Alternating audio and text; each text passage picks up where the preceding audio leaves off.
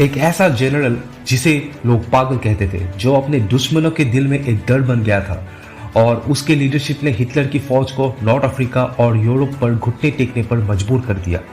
जब दुनिया घोड़ों पर और पैदल सैनिक के ऊपर निर्भर थे, तब एक आदमी आया जिसने जंग के मैदान का चेहरा ही बदल दिया। नाम था जनरल जॉर्ज स्मिथ पैटन, जिन्होंने दुनिया को आधुनिक टैंक की जंग सिखाया। जॉर्ज पैटन एक नाम जो अमेरिका के लिए जीता था और मौत के साये में हमेशा मुस्कुराता था। उसके लिए जंग एक कर्तव्य नहीं, एक इबादत है। वे कहते थे, जीत रहना मेरी फितरत है, हार मेरे लिए शर्म है। जनरल पैटन अमेरिका के सबसे मशहूर और जुझारू जनरल में से एक था। उनका जन्म 1885 में हुआ था और वे हमेशा से एक सैनिक बनना चाहते थे। दूसरे विश्व युद्ध के दौरान पैटन ने अफ्रीका, सिसिली और फ्रांस में अपनी लीडरशिप से दुश्मनों का जोरदार मुकाबला किया। उनका लक्ष्य सिंपल था, तेज गति से आगे बढ़ो, दुश्मनों को चक्कर में डालो और हर हाल में जीतो। पैटन को उनके कठोर डिसिप्लिन, जोश भरे भाषण और कभी कभी विवादित व्यवहार के लिए भी जाना जाता था, लेकिन कोई शक नहीं कि उनकी रणनीति ने एलाइड फोर्सेस को जीत दिलाने में बड़ा योगदान दिया। पैटन ने पहले विश्व युद्ध में टैंक का इस्तेमाल देखा, लेकिन दूसरे विश्व युद्ध में उन्होंने टैंक को एक घातक हथियार बना डाला जो जंग के मैदान में राज करता था। उनका मानना था, अगर जंग जीतना है तो गति और लोहा चाहिए, ना कि इन्फेंट्री।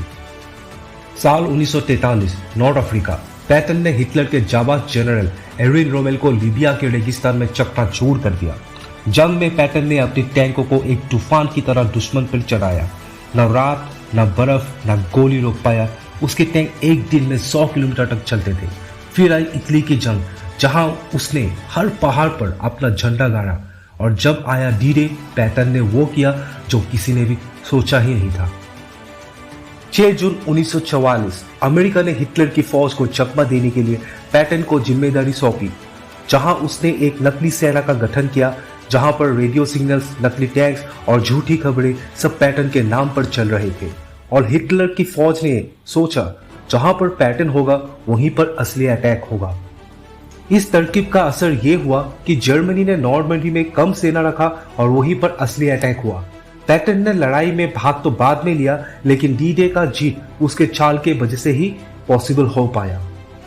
उसने टैंक की जंग को सिर्फ रणनीति नहीं, एक कला बना दिया। Strike fast, strike hard and don't stop, यही था उसका मंत्र।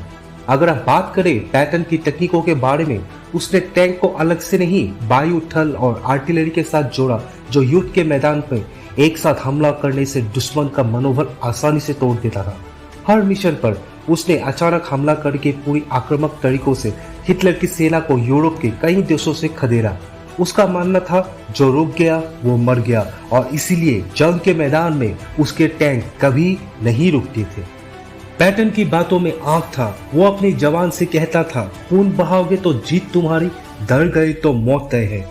साल 1945 दूसरा विश्व युद्ध खत्म हुआ और सिर्फ कुछ हफ्ते बाद ही उनकी कार एक्सीडेंट से मौत हुई। क्या ये एक हादसा था या उसे खामोश करने की साजिश? इसका खुलासा तो नहीं हो पाया। जो भी हो, अगर जनरल पैटन नहीं होते तो दुनिया अभी भी नाजी जर्मनी के नीचे होता। उसका जुनून, उसका गुस्सा, उसकी रणनीति, सब कुछ एक मिशन था। आज भी जनरल पैटन के रणनीति यूएस आर्मी और नेटो जंग में इस्तेमाल करते आ रहा है। एब्राहम हो या लियोपार्ड टैंक, हर आधुनिक टैंक पैटन के दृष्टिकोण का हिस्सा है। जनरल पैटन ने सिर्फ टैंक नहीं चलाया, उसने दुनिया को दिखाया कि एक मशीन भी जंग का हीरो बन सकता है। टैंक आज भी युद्ध के मैदान में राज करता है, पर उस राज की नींव एक इंसान ने रखी थी, जिसका नाम था जनरल जॉर्ज स्मिथ पैटन। अगर आपको पैटन की रणनीति की कहानी अच्छा लगा और जोश से भर दिया, तो वीडियो को लाइक कीजिए, सब्सक्राइब कीजिए और जितना हो सके शेयर कीजिए। तो आज के लिए बस इतना ही। आपका यह ज्ञानेश्वर फिर से एक नए वीडियो के साथ आएगा। तब तक के लिए नमस्कार।